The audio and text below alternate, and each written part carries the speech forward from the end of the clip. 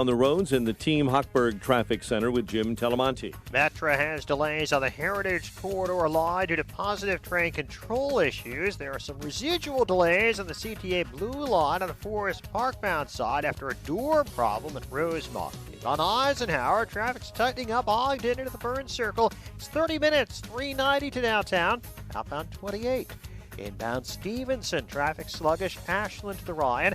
29 minutes is the drive time, 3:55 to Lakeshore Drive. Outbound it's 28.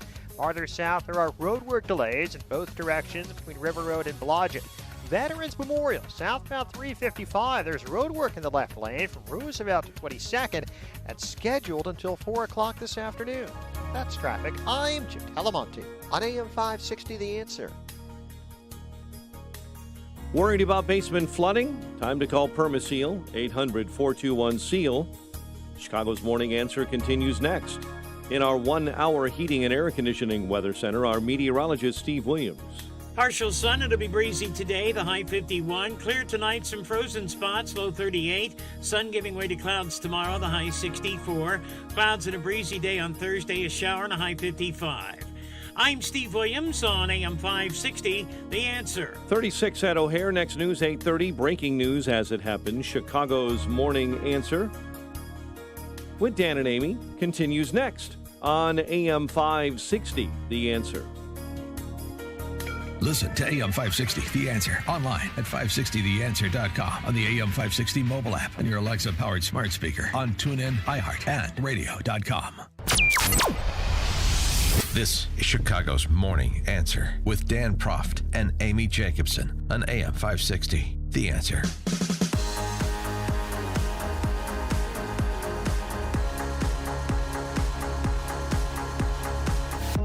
Top of the morning, Dan and Amy.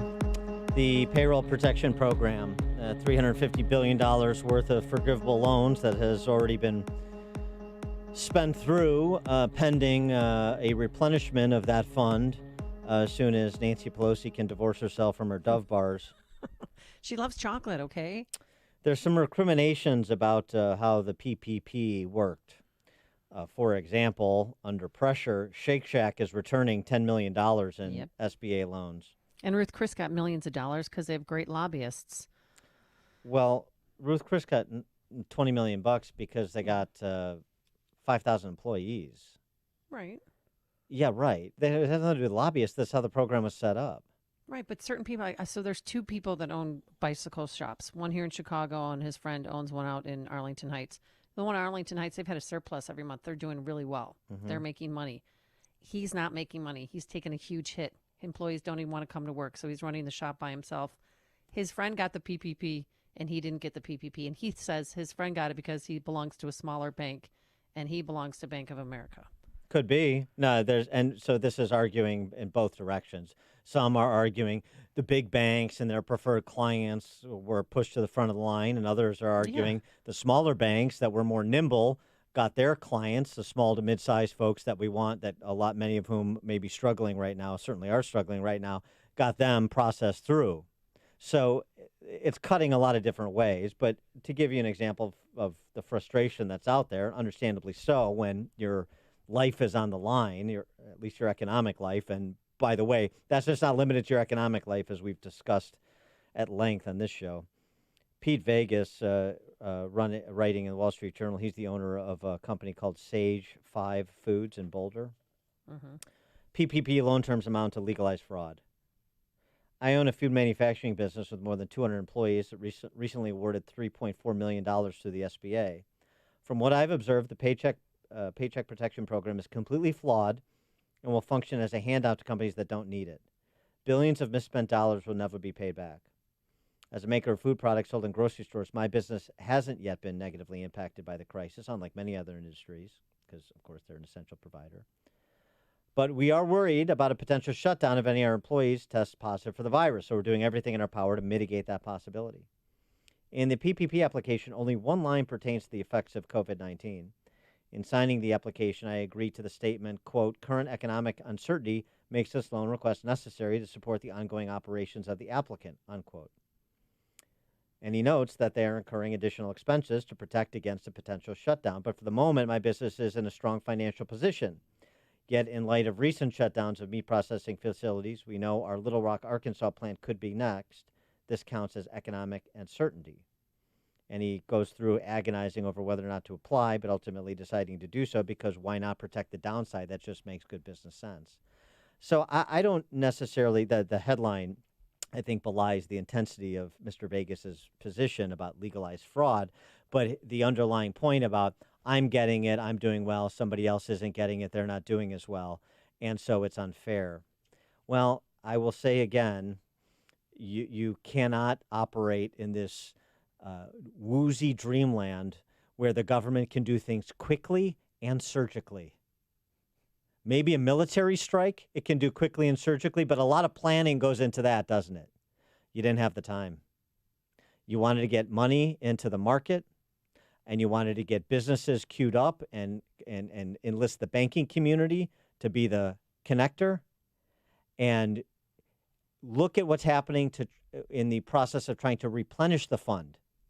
Oh, sure, everybody agrees the PPP is a good program. Well, then why isn't it replenished? Because the Democrats are sitting on their hands. Because we want something in for them. Correct. Because we're using this as an opportunity to pay off our public sector union friends and to pay. What would have happened in terms of a delay had you said, well, now wait a second, we've got to be very specific about who qualifies beyond just less than 500 employees. Let's have government lawyers on behalf of the politicians write up all of these credit strictures and financial conditions that must be met, and then banks will have to go through that with their potential clients or potential clients in terms of process. So what do you want? Do you want speed and billions of dollars misspent, quote unquote, as you say, or as Pete Vegas said, actually? Or do you want it on the other side, businesses closing because they couldn't survive waiting for the loans to arrive? It's very easy to pick apart from any angle if you start from a place of utopia. And if you start from the utopian ideal when it comes to government in particular, then you're deluding yourself. For more on this program, we're pleased to be joined by Kevin Bastuga. He's the co-founder and executive vice president of Signature Bank, as in our Signature Bank small business tour that we hope to start up again sometime soon. Kevin, thanks for joining us. Appreciate it. Good morning, guys. Morning. So you were Signature was one of the banks on the smaller community-sized side of the ledger, and you were facile and nimble in the moment, as I understand it from our conversation offline. Signature Bank processed a whole bunch of loans over the couple of weeks that the money was available. We did. To your point, being a smaller institution, we were a little more nimble and able to repurpose people in their normal day-to-day jobs and get them pointed toward entering data into this program and getting our customers loan approvals. So from that Friday morning when the window opened, we began processed all the way through the weekend and kept doing so until the window closed on Thursday. So as we sit here, we were able to obtain funding for 100% of our clients that applied for it. We did have a few clients that, Dan, to some of your talking points before I came on, that didn't feel right about taking the money or felt like they were taking it away from someone else that may have needed it more. There were a few of those stories. But by and large, I think you hit on a point that in the application, there's a check-the-box statement about the need for the funds relating to the effects of COVID. And that's certainly, that the definition of that phrase, the effects of COVID, have yet to be determined, have yet to play out in the economy, and have yet to sort of write the story for every company on an individual basis. So the bar here in terms of a company deserving the funds as part of this program was set very low. And I think appropriately it was called the Paycheck Protection Program because it was an attempt to keep people employed within a company as opposed to heading to the unemployment line. Now, some of the companies that that you're assisting, the small businesses that didn't check the box that that they were not affected by COVID-19, they might be in a few weeks from now, because restaurants aren't at full capacity. I don't care how much carryout they have, but so are you staying in contact with them and working with them still? Of course, yeah. I mean, the next stage of this, obviously, we're waiting here, closely watching the Wall Street Journal and other news outlets regarding approval of the second round of funding. I just saw this morning that Senator Schumer is saying that is going to a vote today at 3 o'clock. We would anticipate that the Senate would pass that, and then there may be some wrangling with this legislation around in the House, but hopeful that would get passed tomorrow, and then possibly the window would reopen on Thursday morning. We do have additional folks that we're trying to help out with this next round of funding. I've taken dozens and dozens and dozens of calls, and so have my partners and all the bankers that work here, from folks that bank with larger banks and unfortunately didn't get service through the first round. Each company is different, and each company the funding may be more or less crucial. But the bottom line is the way this program was set up. It was set up as a government grant to people that employ other people, or even the self-employed. So the bar was low as to who should want it and who should need it, and quite frankly, who should take it. Well, so your experience is giving lie to some of the countervailing opinions that are bandied about here. One of them, as I sort of mentioned at the outset, the idea that it was all the big banks and it was all their clients and their preferred clients, fewer than 500 employees. But otherwise, it was just the Bank of America, bigger boys that have relationships. And in point of fact, a lot of the big banks didn't even want to bother with this program. Correct. Really? Correct. How could they be fraudulent like that to their clients and not help them? What was the reasoning behind that? I wouldn't say that they didn't want to participate, but participating in this program, it's a heavy lift. The SBA did a fantastic job with the help of the Treasury bringing this online relatively quickly.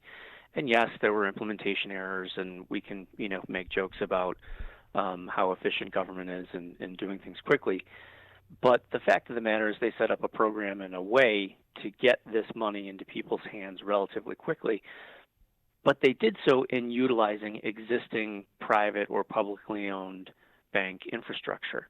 And some of those banks, like a B of A or a Chase, they're massive organizations that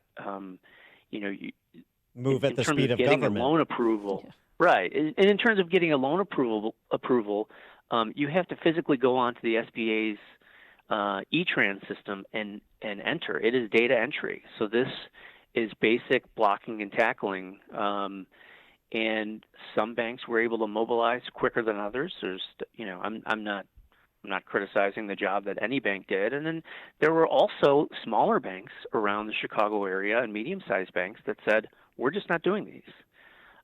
We, as a preferred SBA lender, felt like we didn't have that choice, nor did we want to make that choice, and always err on the side of helping our clients. So we were all in on this from the beginning, and literally worked around the clock, had people working Saturdays, Sundays, 8 o'clock at night, 10 o'clock at night, trying to get these entered, and we were successful. And so you would say of the first $350 billion, Signature Bank got about $300 billion of that through to your clients, 325.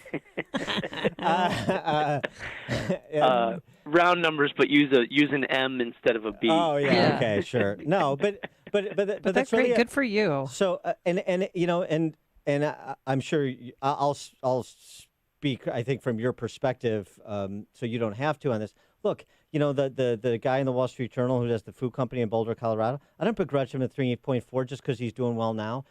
Right now, no one knows what is around the next corner. Yep. And so somebody who is going to take the money that's being available after their business was shut down by the government or existentially imperiled by the government to say, okay, you want me to do this to keep the lights on and keep my employees on the payroll, then I will take that money because I don't know there's nothing wrong with that. There's nothing immoral about that. There's nothing fraudulent about that.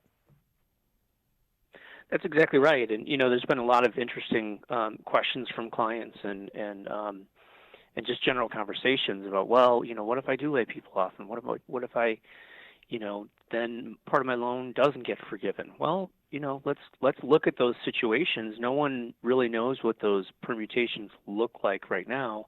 But at the end of the day, if you took too much money, you can give it back. And if it ends up being a loan that you need that doesn't get forgiven, it's a very low interest loan for 2 years at 1%.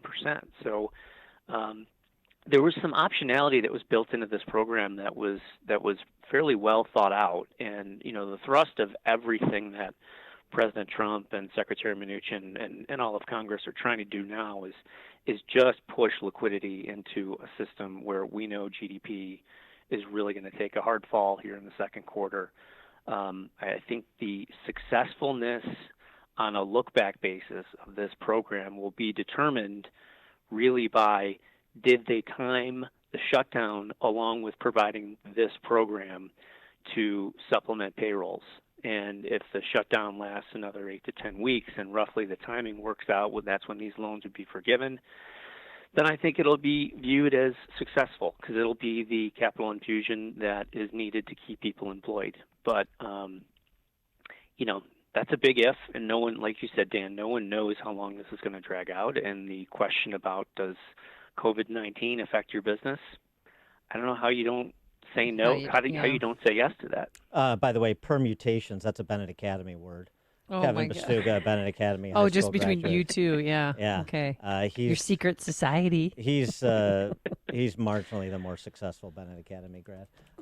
Here's the another question for you though on this. So moving from the payroll protection program to employers more than 500 employees, because we certainly have a lot of those in Chicago Metro. Yeah. And that Main Street loan program where, unlike the PPP, the bank has to have some skin in the game, not 100% government backed, and how that's playing out in the real world. We haven't seen a whole lot of it yet. We're kind of in this education period, I'd say, much like the PPP program before the final guidance, which dropped on a Thursday night and the program opened on Friday. The Fed has been pushing out guidance on the Main Street program. It is definitely a more structured program. It takes into account how much debt you have on your balance sheet, how much borrowing availability you have on your balance sheet, and that's tied to your earnings. So it's a much more technical program, and I think that's appropriate for companies with over 500 employees. They tend to be a lot more financially capable of making those decisions and a lot more sophisticated. So this will play out, Dan, I think in the next 8 to 12 weeks as to how widely used this program is, because I think PPP is the first round of getting sort of these smaller companies up and running with some funds, and I think the real credit problems that come from this shutdown aren't going to show up until May or June, and that's when I think you're going to see more widespread interest in the Main Street lending program, because what it's intended to do is plug those credit availability gaps where, if you're running a manufacturing company and you've collected some of your receivables, but some of your receivables are being stretched, and you're stretching your payables to conserve cash, there are going to be funding gaps created all over the system, which are going to force companies to make management decisions in terms of employing people as they see their top line decrease. So that's where the Main Street program comes into play. It's going to give that sort of short-term, the 4-year deal, sort of short to medium-term quasi-debt, quasi-equity feel, but with a government guarantee. It's not as cheap as the PPP program, but it sort of plays a different place in the capital stack as well. It's a little more permanent financing. He is Kevin Bastuga, co-founder and EVP of Signature Bank right here in Chicago. Kevin, thanks for joining us. Appreciate it. Nice to talk to you guys. Thank you. Thanks. And he joined us on our turnkey.pro answer line. You've made the switch, and it feels so good. You've switched to Chicago's Morning Answer on AM 560. The Answer. Balance of Nature's fruit and veggie capsules contain 100% fine-ripened fruits and vegetables, tested pure with no pesticides, fillers, or additives of any kind.